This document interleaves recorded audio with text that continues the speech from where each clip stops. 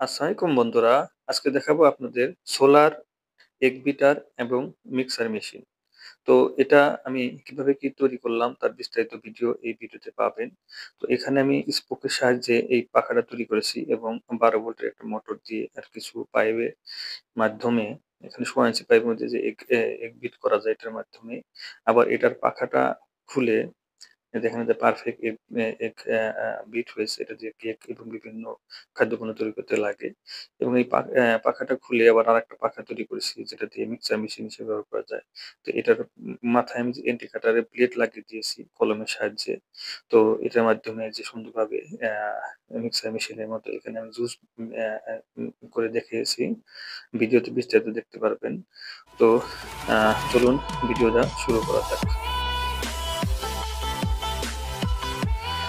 তো বন্ধুরা, আ ভিডিওটা অনেক লম্বা। এজন্য আমি একটু টেনে দিয়েছি। আম দয়া করে ধৈর্য সহকারে দেখবেন। তো এখানে আমাদের তৈরি করতে লাগতেছে একটা ১২ ভোল্টের মোটর। একটা কলম যেটাতে পাখা তৈরি করতে লাগবে আমাদের যে ২ টা স্পোক, একটা রেগুলেটর, একটা আ উম আ সুইচ এবং এই যে কিছু পাইপের যন্ত্রাংশ। তো এখানে ২ পিস ২ টা পাইপের কাভার এবং একটা ১ ফিট পাইপ এবং একটা ব্যান্ড পাইপ নেওয়া হয়েছে। তো এগুলো সবগুলা মিলে আমার প্রায় ৳৩০০ র মতো পড়েছে। মোটরটা ৳১০০, আ রেগুলেটর ৳১০০। আর এখানে আমার তৈরি করতে অবশ্যই এই ইটা লাগবে। ড্রিল মেশিনটা লাগবে। তো এটাও আমি তৈরি করছি। এটা আমার চ্যানেলে আপনারা পাবেন। আমি ডেসক্রিপশন বক্সে এটার লিঙ্ক দিয়ে রাখবো। এটা কিভাবে কি তৈরি করলাম। ৭৭৫ মোটর দিয়ে এটা তৈরি করা। তো এখানে আমাদের একটা ড্রিল মেশিনের বিট লাগিয়ে নিচ্ছি। অ্যা এম যেটা আমাদের এই যে মোটরের যে ফলাটা যতটুক মোটা সেই অনুযায়ী এটা ফুটা করার জন্য। তো এটা পারফেক্ট ফুটা করার পরে যাতে সুন্দরভাবে এটাতে এঁটে যায়। তো একদম ইজি ভাবে ফলাটা করতে হবে। তো এটা উম সু আ এতটুক ভাবে করতে হবে যাতে টাইট এবং লুজ কোনটাই না হয়, পারফেক্ট ভাবে লেগে থাকে। তো এটা লাগানোর পর আমাদের তারগুলা আবার আ আমি এমনি পেঁচায় রাখছিলাম টেস্ট পারপাস এ। যেহেতু পুরাতন মোটর কিনছিলাম। তো এটা আমাদেরকে দাঁতাল দিয়ে সুন্দর করে লাগায় দিতে হবে। আর এখানে পাইপের যে সেটিং করব আমরা মোটরটা এবং এখানে বেন পাইপ। তো এখানে ২ পাশে আমরা ১ ইঞ্চি, ১ ইঞ্চি মাপ দিয়ে কেটে নিব।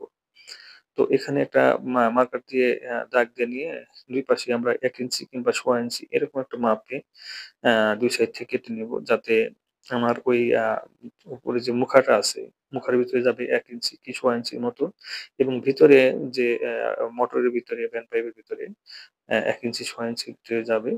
তো এতটুকু আমাদের মাপ দিয়ে কেটে নিতে হবে। তো এখানে কেটে নেওয়ার জন্য আমি আরেকটা পাইপের সহযোগিতা নিছি। পাইপটা যে অর্ধেক কাটা যাতে আমি রাউন্ডিং করতে জিনিসটা কাজে লাগে।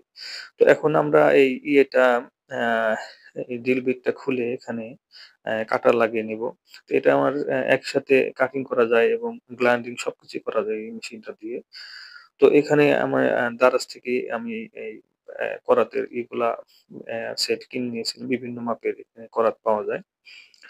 তো অ্যা এটা দিয়ে খুব সুন্দরভাবে যে প্লাস্টিক সামগ্রী এবং বিভিন্ন ধরনের বস্তু, কাঠ আ খুব ভালোভাবে কাটা যায়। তো আ এখানে আমরা সুন্দরভাবে পাইপটা কেটে আ মানে ১ ইঞ্চি সোয়া ইঞ্চি বাই সোয়া ইঞ্চি এরকম মাপে কেটে নিব। সিরিজ কাগজ দিয়ে একটু সুন্দর করে ঘষে নেব যাতে ধার না থাকে, একদম পুরোপুরি সমান হয়। তো কাটার পর আমরা মুখাটা ২ সাইডে লাগিয়ে মানে টেস্ট করে দেখব যে পুরোপুরি এটা ফিটিং হয়েছে কিনা। ২ সাইড থেকে দেখা গেল যে সুন্দরভাবে সেখানে সেটিং হয়ে গেছে। এখন আমাদেরকে মোটরটা এভাবে থাকবে, মোটরটা লাগাইতে হবে। তো মোটরটা লাগানোর জন্য মোটরের যে সেন্টার মাপ সেটা আমাদেরকে বের করতে হবে। তো সেন্টারটা বের করার জন্য আমাদের একটা স্কেলের সাহায্যে পেন্সিল দিয়ে সুন্দরভাবে আ বেশ কয়েকটা আমরা দাগ দিয়ে নিব যাতে আমরা সেন্টার পয়েন্টটা বের করতে পারি। তো সেন্টার পয়েন্টটা বের হয়ে গেলে আমাদেরকে ড্রিল বিটের সাহায্যে আ ছোট্ট একটা ফুটা করব ১ম এ। তো এখানে সেন্টার পয়েন্টটা বের করা খুব জরুরি। তা নাহলে মানে যে মোটরের পজিশনটা মানে কম বেশি হয়ে যাবে। তো এখানে ছোট একটা ড্রিল বিটের মাধ্যমে ১ম এ একটা ফুটা করে নিব যাতে মানে সেন্টার পয়েন্টটা আমরা অ্যাকুরেট পাই। তো এরপরে এই ড্রিল বিটটা খুলে বড় সাইজের একটা ড্রিল বিট আমরা ইউজ করব। যাতে এই ফুটাটাকে বেশ বড় করতে পারি। তো আমার কাছে তো আ অত বড় ড্রিল বিট নাই। এখানে সর্বোচ্চ এই প্যাকেটের ভিতরে ২ মিলিমিটারের মতো না ৪ মিলিমিটারের মতো আমার কাছে ড্রিল বিট ছিল। তো ওটা লাগালাম। ওটা লাগিয়ে আমরা আবার এই যে একটু বড় করে একটু নড়াচড়া করে ফুটা করে নিলাম। তো এখন মোটরের যে মাপ, সে অনুযায়ী আমরা কিন্তু মাপ পেয়ে গেছি। তো এখন মোটর লাগানোর জন্য যে মোটরের ২ পাশে ২ টা স্ক্রু আছে, ২ টা স্ক্রু লাগানোর জন্য আমরা ওই যে ইয়ের সাহায্যে দাগ দিয়ে নিব। এখানে কাঁটা কম্পাসের সাহায্যে একটা অ্যাকুরেট মাপ করে ওখানে পয়েন্টারটা করে নেব। তো পয়েন্টারটা করে নেওয়ার পরে ছোট ড্রিল বিট লাগিয়ে নিয়েছি। ওই ড্রিল বিট দিয়ে আ যাতে স্ক্রুটা সুন্দরভাবে লাগানো যায় সে অনুযায়ী ফুটা করে নেব। তো ২ পাশে ২ টা ফুটা করতে হবে খুব সুন্দরভাবে যাতে কম বেশি না হয় যেহেতু স্ক্রুপের মাপটা খুব সূক্ষ্ম। এটা কম বেশি হলে মোটর লুজ কানেকশন পাবে, ভাইব্রেশন করবে। তো একটা ফুটার মাপ আমরা পেয়ে গেছি। আরেকটা ফুটা করে এই যে স্ক্রুপও লাগিয়ে নিয়েছি।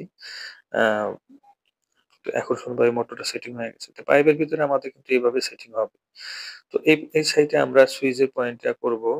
তো এই সুইচের পয়েন্ট করার জন্যে আমি আগে একটা আ উম আ ইয়ার কাইটে রেখেছিলাম একটা আপনার প্লাস্টিকের অংশ সুইচের মাপে। তো এখানে পয়েন্টারটা করে আমরা সুইচের অংশটা কেটে ফেলবো। তো মার্কার দিয়ে এখানে দাগ দিয়ে নিব। এরপরে আমরা আ ইয়ের সাহায্যে ড্রিল মেশিনের সাহায্যে কাটার লাগিয়ে ছোট কাটার লাগিয়ে সেটা আমরা সুন্দর করে সুইচের মাপে কেটে নেব। তো এখানে আ বা বিভিন্ন সাইজের আমার কাটার আছে। তো এখানে সুইচের জন্য অবশ্যই ছোট কাটার লাগবে। ছোট কাটার লাগিয়ে নিয়েছি। তো এটার সাহায্যে আমরা সুইচের মাপটা আ অ্যাকুরেট ভাবে বের করে নেব কেটে। তো বন্ধুরা এই সাইডে কাটার জন্য ছোট ড্রিল বিট ছোট একটা করাত লাগিয়ে নিয়েছি। বিভিন্ন সাইজের করাত এখানে পাওয়া যায়। আমি দারাজ থেকেই করাতটা সংগ্রহ করেছিলাম। এই ৳২২০ র মতো পড়েছিল। তো এন্টি কাটার দিয়ে এখানে আরেকটু কারেকশন করে দিচ্ছি যাতে সুইচের মাপটা অ্যাকুরেট হয়। সুইচের ২ সাইডে ২ টা স্প্রিং এর মতো ক্লিপ আছে। এটা একবার লাগিয়ে নিলে খোলা খুব কঠিন। আ তো আমি অর্ধেক পরিমাণ লাগিয়ে রাখলাম। এটা মাপ ঠিক হয়ে গেছে। তো পাইপে এটা সেটিং করে দেখছি যে হ্যাঁ, সবকিছুই ঠিক আছে। এবার আমাদের এই তাতালের সাহায্যে তারগুলা খুব সুন্দরভাবে লাগায় নিতে হবে। মোটরের সাহায্যে এবং সুইচিং এর সাহায্যে। তো এখানে তারের জন্য আমি অ্যা নিয়েছি আ ১৪৭৬ তার। আ খুব ভালো মানের BRB। তো এটা যেহেতু মোটরের একটা হাই স্পিড মোটর এর জন্য অবশ্যই ভালো এম্পিয়ার লাগবে। এজন্য তারটাও আমি ভালো মানের দেওয়ার চেষ্টা করেছি। তো এখানে আমাদের এই যে প্রায় ৫ ইঞ্চির মতো একটা মাপ নিয়েছি। ৫ ইঞ্চির বেশি লাগবে না। তো এখানে আমি আবার বড় করাতটা লাগিয়ে নিলাম। সুন্দরভাবে এটা কেটে নিয়ে তারপরে সুন্দর করে একটু ঘষে নিতে হবে যাতে ধার না থাকে। সিরিজ কাগজ দিয়ে একটু ঘষে নিতে হবে।